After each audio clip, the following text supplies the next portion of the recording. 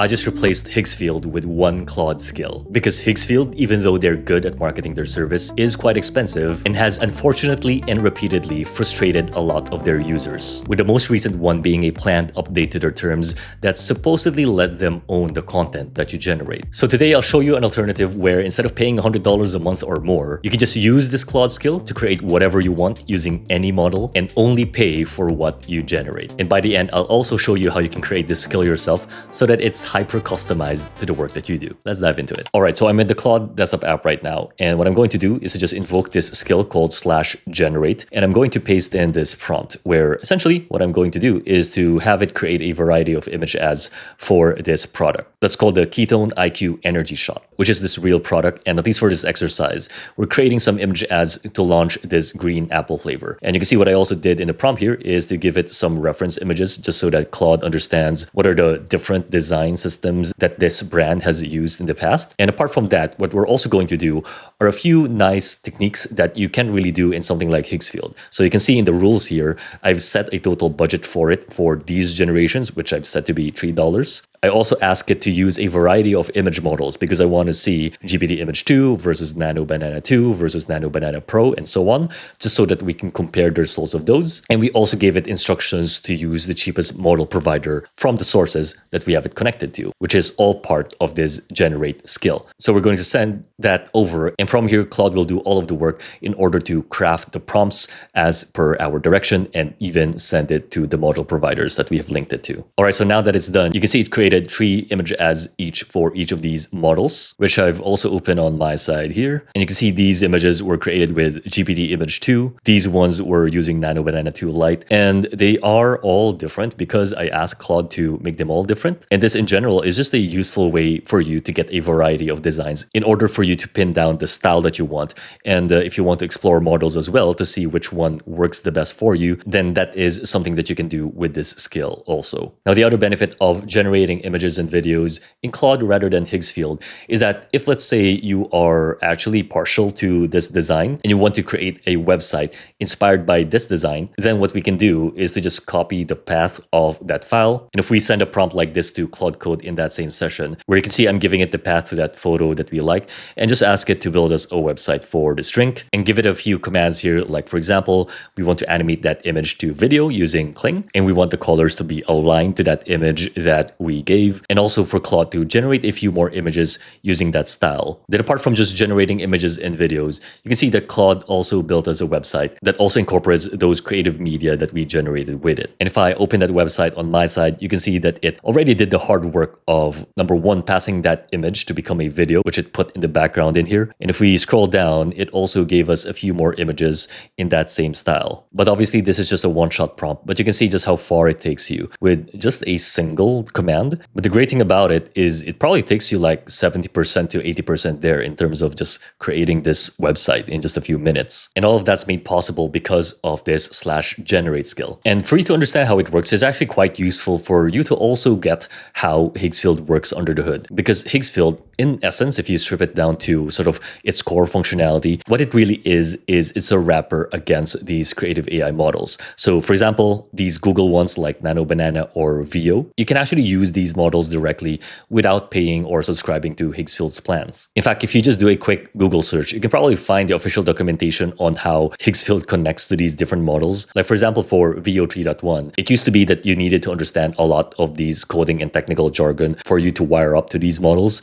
But most likely, if you were Higgsfield, what you would probably do in this case is point your AI model or your AI agent in this case to this whole documentation in order to learn how to connect your application, in this case Higgsfield, to these different models. And so that's basically what they do. And once they aggregate those models and those connections, that is essentially their business model, and they charge you something like $79 a month, I think it is, for the max plan now, which you as the user pays in exchange for credits to access these models. Now, there's obviously nothing inherently wrong with this because there is value in aggregation, but I think a big part of the reason why a lot of users are looking for alternatives now is because of some of the shady business practices that Higgsfield has pretty much demonstrated over the past few months. One of the big ones, which you probably heard about in the last week, is its upcoming update to its terms of use, where they mentioned there that everything that you generate will be usable by them and that they would have the rights to it. I think they have since withdrawn that statement and they issued this sort of clarifying piece of article around the update to their terms. And you can see here that they're saying that you own what you make, obviously, but you do have to agree to the fact that the content that you generate will be used to run the service and also even improve some of their models. So if that's something that you don't mind, then Higgsfield may be for you. The other thing that I think a lot of people have complained about is this deletion window. So to prevent you from canceling, if you remove your account or unsubscribe, you have a limited number of time before you can download those images for yourself before they fully delete it and it'll be gone forever. Which in contrast, if you use Claude and that skill that I showcased, you can see that I have every single image that we generated along with its prompts. So these are all the prompts that we used, or rather Claude used in order to generate these images that are all available locally on my device. So I own it. It doesn't have to be used for training Higgsfield's models. And I also control which ones get deleted and which ones I want to keep for the long term. And lastly, if you just go to higgsfield.ai and go to their pricing page, I feel that every time that I go to Higgsfield's website, they always have this unlimited access trial going on.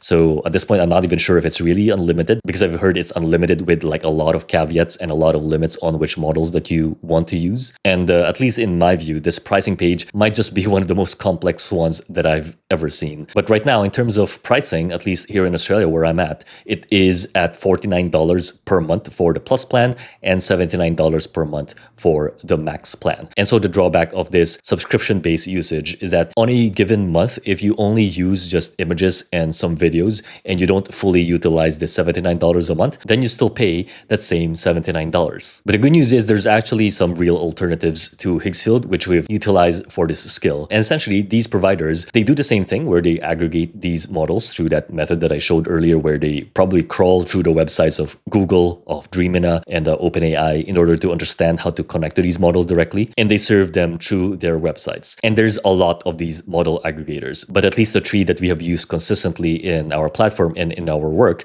would be Fall AI, WaveSpeed, as well as Key. And the model that they have as a business is different from Higgsfield because they actually don't charge you on a monthly basis. They only charge you on a pay-as-you-go basis, meaning if you only generate like 5 images this month, then you'll only be charged by the cost of those 5 images. And so now if we go to File.ai in their Explore tab, you can see that essentially what they do is the same as Higgsfield, where they aggregate all of these models and let you access them through just one account and one API key. In fact, one of the benefits when it comes to File.ai as well as WaveSpeed, both of these services probably have the most models available to you through just one account. And you can see there's like almost at this point 500 models that are available for you to use. So it spans text to image, text to 3D, text to audio, speech to text, and so on. Now, obviously, one of the big questions with services like File or WaveSpeed or Key is, are they actually cheaper versus something like Higgsfield? And the answer to that is actually quite complex because it is dependent on the model that you're using. But just to give you one clear benefit of knowing how to use these tools, if you were to map GPT Image 2, which in my opinion is probably the best image editing model that is out there right now, if you go and generate an image that is 2K resolution and a 1:1 aspect ratio, the resulting cost for Higgsfield is around 31 to 34 cents depending on the plan that you have. And that is a bit cheaper versus something like File or WaveSpeed. But remember, the benefit of File and WaveSpeed is that you can pay as you go. So even without you shelling out $79 or $49, you can actually programmatically use this GPT Image 2 model using tools like Claude, like what we showed earlier. Now, there is an outlier, which is Key.ai. Now, Key.ai, we have used this multiple times in our platform, in our channel, and we're probably one of the first ones who mentioned their existence, but they are quite popular because of how cheap they can offer these models. And I double checked this myself, but it is the case that to generate an image with GPT Image 2 using Key AI, it is only 5 cents per image. And if you go to Key.ai in the page for GPT Image 2, you can see that as well, where their pricing for GPT-2 image is only 3 cents for a 1K image, 5 cents for a 2K image, and 8 cents for 4K. Now, the question is, obviously, how are they able to offer this model at such cheap prices? And obviously, only the Key AI team would know for sure. But if I were to hazard a guess, because they did this with Sora as well before, they're probably using the OpenAI subscription, which is something like $20 a month, which remember, if you go to ChatGPT, you can actually use GPT Image 2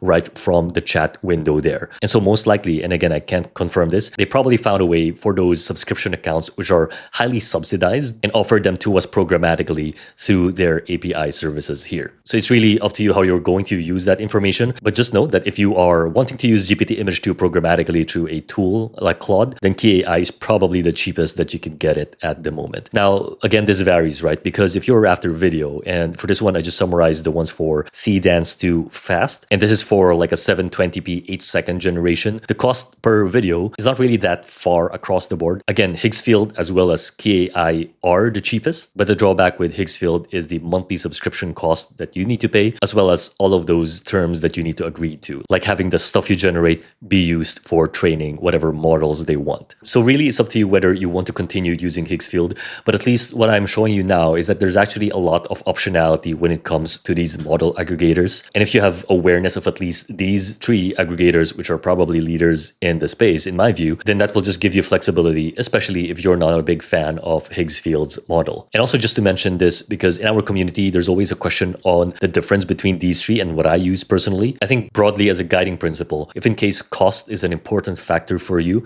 I would go with KAI. The only problem with Key is sometimes they would have some reliability issues, supposedly because of how much demand they're getting, because they do offer the cheapest models. And so for most projects, I actually default to Fall AI because it's much more reliable. And the difference in cost is usually just a few cents anyway. And whenever I'm looking for other more niche models that may not be available in Fall, then WaveSpeed would be my go-to because they also have a huge library of generative AI models that you can choose from. And by the way, if you want to learn how to build and sell AI systems that businesses actually pay for, then that's pretty much all we do over at the RoboNuggets community, where not only do you get access to the Claude Living Masterclass, which we update every week and takes you from zero to mastery with the latest on AI, but you also get access to our Agents as a Service course, which walks you through how to actually get paid for all these AI skills that you are learning. You also get to be part of a genuinely great community of AI builders. In fact, you can see just some of the recent wins our members are getting from the program right here. So if you want to start earning from AI, then check that just in the pinned comment below. Now back to the video. So now with that context, let's now go back to the /generate skill and how you can start using a skill like this as well. And a skill in its essence, if I just open it here, it's just all a written document that provides instructions to Claude on how to access these different models. And so it's highly customizable depending on the type of work that you do. And you can also add in any hard rules that you would like to have. Like for example, if you want the cost to be coded always before submitting, especially with tools like Claude, where if you ask it to generate 100 images, it will actually go into it and drain your credits. These sort of hard rules are actually quite important as you continuously refine this skill to your liking. But if we were to summarize it, and I just included it in this flows tab for how this /generate skill works, and if I just shift that so you can see, and so how this skill works whenever I invoke it is first it routes the model, and by default I have it look for the cheapest option available as per its sources. And so if it's cheapest in KAI, it tries that first, and let's say if KAI is unavailable, then it routes to Fall, then WaveSpeed, and so on. It then loads all of the references and also crafts the prompts, which obviously with Claude is very flexible. So if you want to inspect those prompts first before it actually generates the images or videos for you, then you can do that too. And then the third step is the actual generation of the media. So it calls on the model itself in order to generate those images or those videos, similar to what we did earlier. Now, the final step that I haven't shown yet is that it actually has a logging mechanism. So it allows you to just store all of the prompts that Claude has passed on to those models so that if you need to go back to it, then you can actually do that. And lastly, it auto-loads all of those images or videos that you generate in this generations tab, which if I go to that tab, you can see this is quite similar to Higgsfield's sort of masonry grid, where you just see all of the images as well as the videos that you generate in just one infinite canvas. Because with matters of design and visuals, this is actually really important versus you just having to live in Claude Code's terminal or chat window, right? You need to be able to see what Claude and these models are actually generating for you to be able to properly assess if they're good or not. And the great part about having your own sort of micro application like this, where you can store all of your generated assets, is that you can also add in features that you would like. Like for example, if I open up this styles area, then you can actually see some of the styles that I use myself. So that let's say if I want a cinematic liquid glass look, I can just click on this. That will copy the prompt as well as the file path to some references of this style. And I can then send that to Claude so that we can generate this style whenever we want. And so to make it really easy for you to build your own /generate skill, as well as walking you through how to set up your API keys through KAI as well as File AI, I just made this comprehensive comprehensive 8-page PDF guide, which you can either read through or just pass it along to your Claude code, and that should get you set up with creating your own /generate skill. And the good thing about it is that this is entirely flexible. So for example, if you have a need for another model, so let's say you want to add Google's new Omni Flash model into that /generate skill, then you can actually head to something like File AI, copy the content for LLMs here at the top right. Then you can just tell Claude to add this to the /generate skill and then go ahead and paste that whole piece of text that will be copied from file.ai. And so continuously, as you tailor this /generate skill for yourself, what you'll end up with is a really strong Higgsfield alternative so that you don't need to be locked into the monthly subscription cost. And of course, if you want that version of the gallery wall as well, then I included this simple prompt that you can use to get started there. So if you want to grab this whole PDF, then that's just available down in the link in the pinned comment below. But there you go. I hope that was useful. And as always, thanks for watching until the end, and I'll see you all next time. Thank you.